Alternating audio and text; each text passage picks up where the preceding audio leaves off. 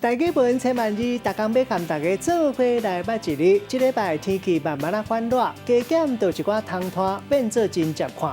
今仔日要甲大家小解这一日，这嘛是一款汤拖，这是拉牙的拉，读落啊拉第5条。其实古早台语字典写这里读做螺，这是一款的糖，嘛当讲是一款梨啊，或者是一款细只的参啊。咱即嘛讲拉牙是一款长脚蜘蛛，这支动物比普通的蜘蛛较大3-4倍，体长差不多有4-5公分，小可咖啡色。带大家做伙来小解这两个词。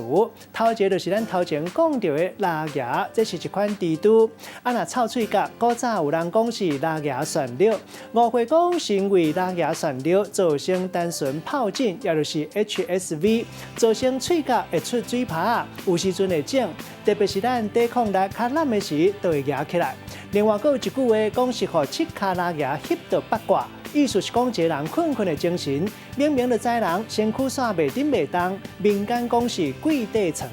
第二个词读做拉牙车，这是一款互囡仔坐的学步车，下骹斗轮啊，也有一只椅啊，互囡仔会当坐，嘛会当徛，安尼来学行。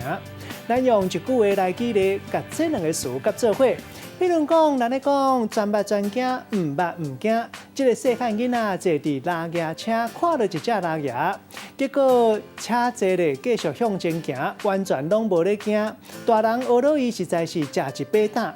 今仔日小解这一日读做拉，提供予观众朋友来参考。